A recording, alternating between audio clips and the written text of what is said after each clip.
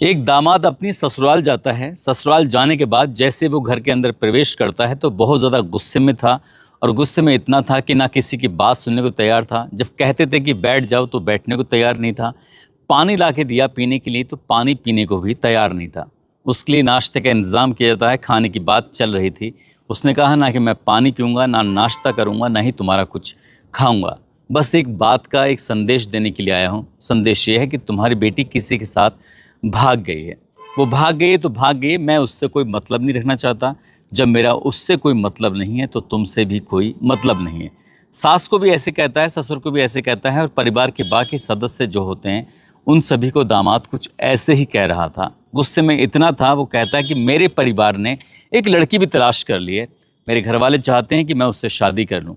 मैं ये सूचना देने के लिए आया था कि मैं अपने माँ बाप की मर्जी से शादी करने जा रहा हूँ। अब मैं तुम्हारे से, तुम्हारी बेटी से कोई भी मतलब नहीं रखना चाहता। जैसे ही ससुराल वालों ने ये बात सुनी, वो गिड़गिड़ाते हैं, रोते हैं, कहते हैं कि हम अपनी बेटी की तलाश तो कर रहे हैं, बस रुक जाओ। लेकिन वो दामाद ये कहकर चला जाता है और उसके बाद उसकी धूमधाम से शादी भी हो जाती है। शादी के कुछ दिन बीत जाते हैं, उसके बाद फिर एक कत्ल होता है भयानक रूप में। कत्ल करने के बाद लाश को एक सूटकेस के अंदर पैक कर दिया गया था। जब कई महीने बीत जाते हैं, करीब करीब 2 महीने तक वो लाश उसी सूटकेस के अंदर पैक थी। जब पुलिस ने इस घटनाक्रम का खुलासा किया तो लोगों को बिल्कुल भी यकीन नहीं हो रहा था कि कातिल वो निकलेगा। आदाब, नमस्कार, सत श्री अकाल। मैं उस्मान सैफी। आज की जो सच्ची घटना मैं आपको सुनाने जा रहा हूँ, ये सच्ची घटना है केंद्र शासित प्रदेश दादर नगर हवेली और दमनदीप की जो सिलवासा की। सिलवासा थाना क्षेत्र में एक इलाका लगता है टोकरखाड़ा। यहाँ पर एक लड़का 3 अगस्त 2026 को अलग अलग घरों की तरफ जा रहा था। कभी किसी के बैल बजाता है, कभी किसी का दरवाज़ा खटखटाता है। सभी से एक मांग कर रहा था, डिमांड कर रहा था, मुझे किराए पर एक घर चाहिए, कमरा चाहिए, क्या मिल जाएगा। जब ऐसे पूछता पूछता वो आगे दर आगे बढ़ रहा था तो इसी बीच में किसी ने कहा कि फला व्यक्ति है, जाकर उनसे मुलाकात कर लो, वो अपना घर किराए पर देते हैं, शायद तुम्हें वहाँ घर मिल जाए। वो लड़का उस व्यक्ति का एड्रेस पूछता पूछता सीधा वहाँ पहुँच जाता है। सुबह के लगभग 10 बजे के आसपास का वक्त हो रहा था। 3 अगस्त 2026 की तारीख थी। दरवाज़ा खटखटाया जाता है, आदमी निकलता है। आदमी निकलने के बाद पूछता है कि बताइए मैं आपकी किस तरह से मदद कर सकता हूँ। उस लड़के ने कहा कि मुझे एक घर चाहिए था किराए पर। तो उसने कहा कि मेरा जो घर है वो किराए पर पहले से ही उठा हुआ है। तभी पीछे से आवाज़ आती है, जो उस व्यक्ति की पत्नी होती है, उसने कहा कि अगर कोई आया है तो उसको घर दिखा सकते हो। तभी कहता है कि घर तो किराए पर जब उठाया हुआ है तो मैं कैसे दे सकता हूँ। तभी उसकी पत्नी ने कहा 2 महीने हो गए हैं, ना तो उस किराएदार से कोई बातचीत होती है, ना उसका फ़ोन मिलता है, ना ही वो 2 महीने से लगभग किराया दे रहा है। ऐसे किराएदार का क्या मतलब, जो किराया भी नहीं दे रहा है, ना ही बातचीत कर रहा है। एक काम करो, जो होगा सो देखा जाएगा। सीधा इस लड़के को कमरा दिखा के आओ और अगर ताला लगा हुआ है तो ताला आज तोड़ डालो। जैसे ताला तोड़ने की बात आती है तो जब पत्नी ने हुक्म किया उस मकान मालिक को, तो फिर मकान मालिक की क्या विसात थी कि वो अपनी पत्नी की बात कैसे टाल सकता था। जो लड़का आया था उस लड़के को अपने साथ लेकर सीधा पहुंच जाता है एक होटल के पीछे, उसका टोकरखाड़ा में मकान होता है। वहां जाने के बाद फिर अपने दरवाजे को जब खोलने की कोशिश कर रहा था तो जाहिर सी बात थी, किराएदार का पहले से ताला लगा हुआ था। वो गुस्से में था और गुस्से में आने के बाद उसने ताले को तोड़ देता है। और जैसे ताला तोड़ता है और दरवाज़ा खुलता है तो दरवाज़ा खुलने के बाद एक अजीब तरह की स्मेल थी, दुर्गंध थी। जब उस कमरे के खुलने के बाद बाहर दुर्गंध निकलती है तो वहाँ पर रहना मुश्किल हो जाता है। वो इतना परेशान हो जाता है, समझ नहीं पा रहा था कि आखिरकार करूँ तो क्या करूँ। जो लड़का किराए पर रहने के लिए आया था उसने कहा कि भाई साहब कहीं कोई दिक्कत ना हो गई हो। वो कमरों के अलग अलग हिस्सों में जा रहे थे, घर को चारों तरफ से देखने की कोशिश कर रहे थे कि इतनी भयंकर दुर्गंध कहाँ से आ रही है, क्या बात है, क्या नहीं है। तभी उन्हें कमरे के अंदर एक सूटकेस दिखाई देता है। उस सूटकेस को देखते हैं और देखते चुपचाप बाहर निकल आते हैं। तभी पुलिस को फ़ोन किया जाता है 112 नंबर पर। और जैसे 112 नंबर पर पुलिस को फ़ोन किया जाता है तो जो 112 नंबर की पुलिस भी होती है, साथ ही सिलवासा की जो पुलिस होती है मौके पर आ जाती है। मौके पर आने के बाद अब उस सूटकेस को खुलवाया जाता है और जैसे ही सूटकेस खुलता है तो पुलिस वाले भी खुद उस सूटकेस को देखकर हैरानी में पड़ जाते हैं। दरअसल सूटकेस के अंदर एक पॉलीथीन है जो बहुत अच्छे से पैक हुई है, और पॉलीथीन को खोला जाता है तो उसके अंदर एक लड़की की लाश थी। उस लड़की की लाश पूरी तरह से सड़ चुकी थी, उसमें से बहुत ज़्यादा दुर्गंध आ रही थी। पुलिस ने उस लाश को कब्जे में लेने के बाद पोस्टमार्टम के लिए भेज दिया। अब पुलिस के लिए सवाल थे बहुत सारे। पुलिस ने उस मकान मालिक से पूछा कि ये लाश किसकी है, तो कहता है कि साहब मैंने तो किराएदारों को दिया था, मुझे इससे ज़्यादा कोई जानकारी है नहीं। जब पुलिस ने उस मकान मालिक से बार बार सवाल करने शुरू कर दिए, तब उसे याद आता है कि साहब हाँ, मैंने जिनको ये कमरा किराए पे दिया हुआ था उन्होंने अपने आधार कार्ड दिए थे। उन दोनों के नंबर पर जब पुलिस ने फ़ोन लगाया तो दोनों में से ही कोई सा नंबर मिल नहीं रहा था, बातचीत नहीं हो रही थी। लेकिन मकान मालिक ने जिस तरह से 2 आधार कार्ड पुलिस के सुपुर्द किए, जो फ़ोटो कॉपी होती है, तो उसमें पता चलता है कि एक लड़की है जिसकी उम्र लगभग 20 साल के आसपास है, और उसका नाम है छोटी कुमारी, जिसके पिता का नाम है मनीष कुमार उपाध्याय। गांव लगता है सिउर और थाना लगता है रोह, जिला नवादा और प्रदेश है बिहार। बिहार की लड़की रहने वाली होती है। साथ ही जब उसका लड़के का आधार कार्ड चेक किया जाता है तो वो भी बिहार के इसी गांव का रहने वाला है जिस गांव की वो लड़की रहने वाली है। लड़के का नाम ऋषभ कुमार सिंह होता है। अब पुलिस ने उस व्यक्ति से सख्ती से बातचीत करना शुरू कर दिया जो मकान मालिक होता है। उसे पूछा जा रहा था बार बार वो एक ही बात बता रहा था कि साहब मैं इससे ज़्यादा कुछ नहीं जानता, अगर मैं कुछ जानता या मैं कुछ छुपाने की कोशिश करता तो मैं आपको फ़ोन क्यों करता। पुलिस ये बात समझ जाती है। उसके बाद फिर पुलिस ने अपना काम करना शुरू किया, और जो ये एड्रेस दिए हुए थे उस एड्रेस पर पुलिस फ़ोन करती है। सिलवासा से सीधा फ़ोन पहुंचता है लगभग 2077 किलोमीटर दूर बिहार के नवादा ज़िले में जो सिउर गांव लगता है, वहां पर मनीष के पास फ़ोन पहुंचता है। मनीष से कहा जाता है कि तुम्हारी बेटी कहाँ है। वो कहते हैं कि साहब हमारी बेटी के बारे में कुछ अता पता नहीं चल रहा है। लगभग 2 महीने पहले हमने एक थाने में FIR भी दर्ज कराई थी, लेकिन पुलिस उस लड़की को, हमारी बेटी को, कहीं ढूंढ नहीं पाई है। तभी पुलिस ने उनसे कहा कि एक काम करो, आप यहाँ पर आ जाओ। अब ये दादर नगर हवेली में जो सिलवासा लगता है वहाँ पर पुलिस ने जैसे बताया, पुलिस के बताए रास्ते पर अब इस लड़की के पिता हो या फिर उसका भाई हो, चाचा हो, परिवार के अलग अलग कई सदस्य आ जाते हैं, और सदस्य आने के बाद फिर इस लड़की की शिनाख्त करने की कोशिश करते हैं। शिनाख्त कर ली जाती है और वो सचमुच ही छोटी कुमारी ही निकलती है। पुलिस ने जब पोस्टमार्टम कराया, पोस्टमार्टम कराने के बाद ये पता चलता है कि गला घोंटकर उसकी हत्या की गई है। लेकिन हत्या क्यों की है, किसने की है, इसके पीछे जो सवाल थे, अब पुलिस उन सवालों का जवाब जानने में जुट जाती है।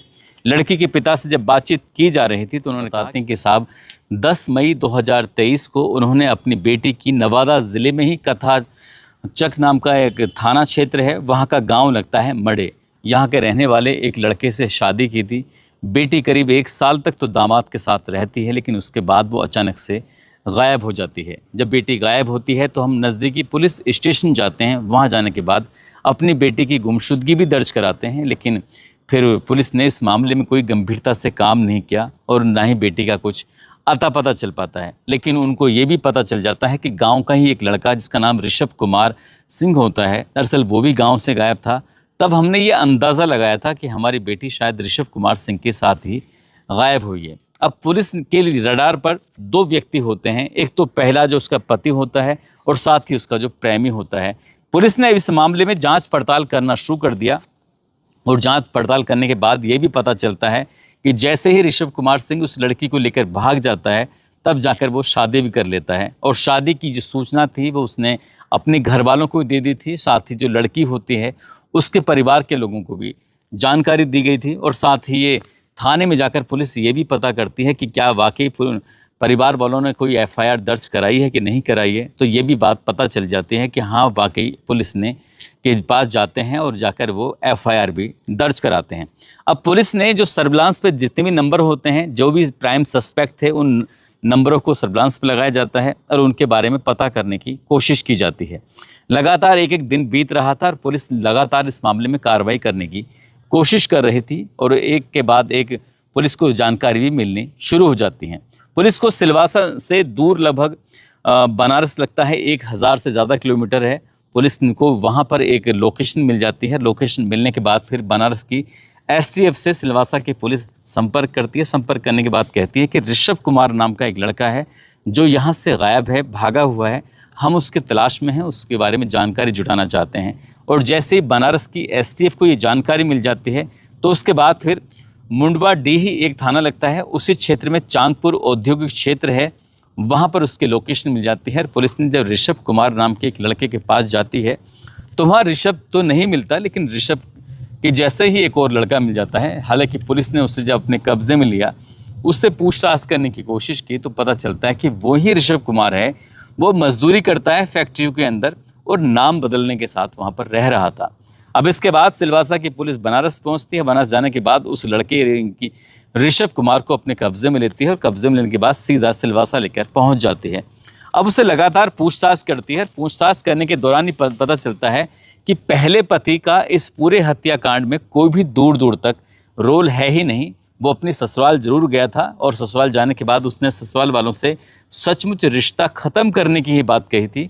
उसने फिर शादी कर ली और शादी करने के बाद फिर इस परिवार से पूरी तरह से बात ख़त्म कर देता है।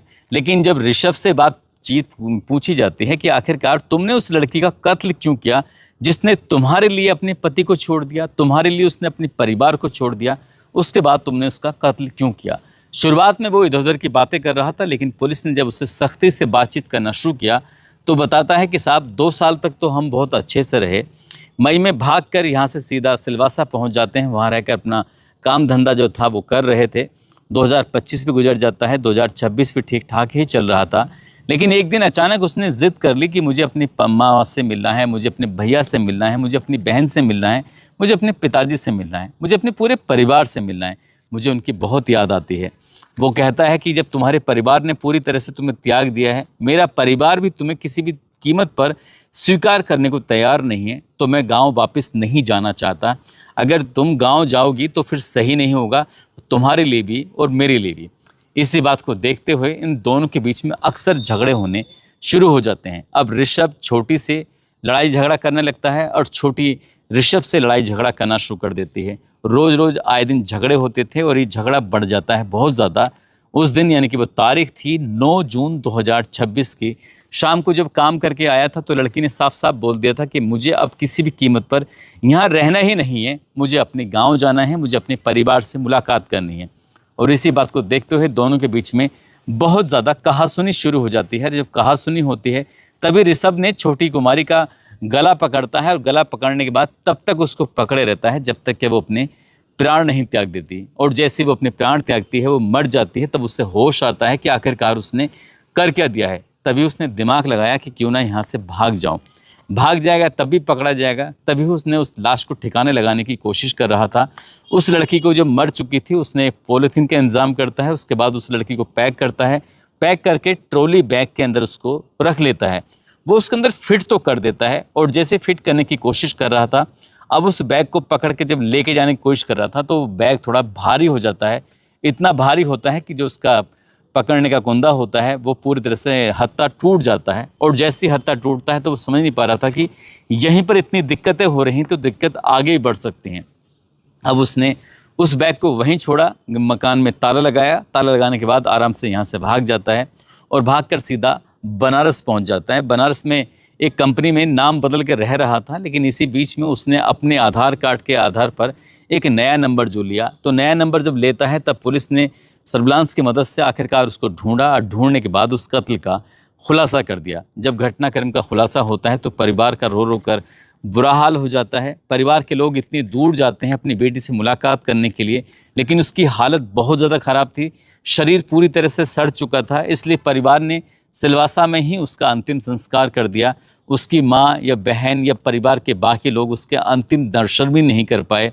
वो लड़की जिसने अपने परिवार को छोड़ दिया, अपने पति को छोड़ दिया और उस प्रेमी के लिए भाग गई, उसी प्रेमी ने उसका बहुत बुरी तरह से कत्ल कर दिया। दोस्तों, इस पूरे घटनाक्रम को सुनाने का उद्देश्य किसी को परेशान करना नहीं है, किसी का दिल दुखाना नहीं है, बल्कि आपको जागरूक करना है, आपको सचेत करना है। जिस तरह से आज के दौर में सोशल मीडिया के माध्यम से कह सकते हैं या फिर छोटी छोटी बातों को लेकर जो कोई किसी के प्रति अट्रैक्ट हो जाता है, रिश्ते बन जाते हैं, लेकिन ऐसे रिश्ते ज़्यादा दिन कामयाब नहीं हो पाते। यही कारण है कि जैसे कि इसमें छोटी कुमारी की उसके ही प्रेमी ने हत्या कर दी। ऐसे ही आजकल ये बहुत ज़्यादा अपराध बढ़ रहा है। इन सब से बचना है और इन सब से दूर भी रहना है। जाते जाते ये शाहजहाँपुर के रहने वाले हैं, नाम इनका कोमल है। कोमल का 8 अगस्त को जन्मदिन होता है। और अब्दुल कादिर हैं, इनका 9 अगस्त को जन्मदिन होता है। तरसावा जौनपुर के रहने वाले हैं। ओम राजभर, इनका 10 अगस्त को जन्मदिन होता है। जालंधर की रहने वाली हैं आरुषि राज, इनका 11 अगस्त को जन्मदिन होता है। और अनिल गुप्ता हैं, इनका भी जन्मदिन है। इन सभी को जन्मदिन की ढेरों सारी शुभकामनाएं, बहुत बहुत मुबारकबाद। और कुछ लोगों ने नाम लेने की अपील की है, जिसमें वली उल्लाह अंसारी है डुमराव से, रेखा वर्मा हिसार हरियाणा से, रामचंद्र राजभर केदारनाथ से, राजकुमार पाल मोहम्मद साबिर नोएडा से, ममरा प्रेम इमरान चौधरी लोहारी मुजफ्फरनगर से, कायाम सिंह नूरू का जयपुर से, रोहन कश्यप दिल्ली से। आप सब लोग अपना ख्याल रखें, सुरक्षित रहें। जय हिंद, जय भारत।